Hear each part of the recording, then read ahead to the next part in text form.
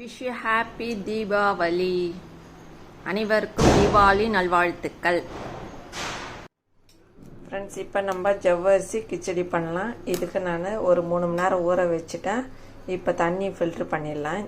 இந்த இதுவை இப்போ தட்டு போட்டு மூடிட்டு குக்கரில் கொஞ்சமாக தண்ணி ஊற்றிட்டு இதை வச்சிடலாம். ஒரு 10 நிமிஷம் வேகட்டும் இந்த ஜவ்வரிசி.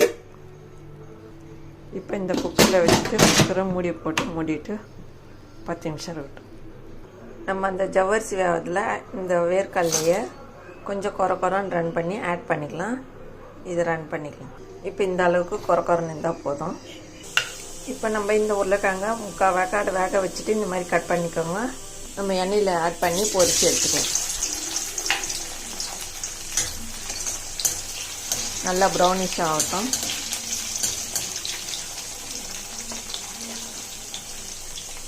இப்போ இது ப்ரௌனிஷ் ஆகிடுச்சு. நம்ம ஒரு தட்டில் எடுத்துடலாம்.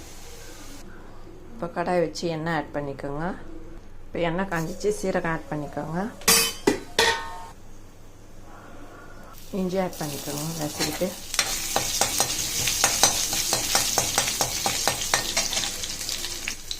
குடமிளகாய் ஆட் பண்ணிக்கோங்க.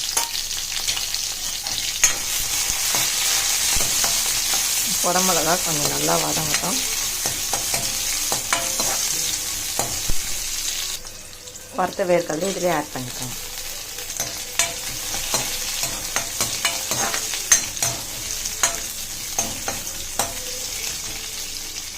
இப்போ இந்த ஜவ்வரிசி வெந்துச்சு. இப்போ நம்ம ஃப்ரை பண்ணி வச்ச உருளைக்கிழங்கு இதில் ஆட் பண்ணிக்கோங்க. இப்போ சால்ட் ஆட் பண்ணிக்கோங்க. பச்சை மிளகாய் ஆட் பண்ணிக்கோங்க. இப்போ நம்ம வேக வச்ச ஜவ்வரிசி இதில் ஆட் பண்ணிடுவோம். இப்போ இதில் கருவேப்பிலை ஆட் பண்ணிக்கோங்க. இப்போ நம்ம பொடி பண்ணி வச்சுக்கிற இந்த வேர்க்கடலையை இதில் தூவிடுவோம். இப்போ இதில் நல்லா ஒரு கலர் எல்லாத்தையும். இப்போ இதில் லாஸ்ட்டாக லெமன் ஆட் பண்ணிவிடுங்க. அப்போ தான் இந்த ஜவ்வரிசி கிச்சடி டேஸ்ட்டாக இருக்கும். இப்போ இதை நல்லா ஒரு கலர் கடையிட்டு ஒரு 2 நிமிஷம் மட்டும் இருக்கட்டும். ரெடி ஆகிடுச்சு.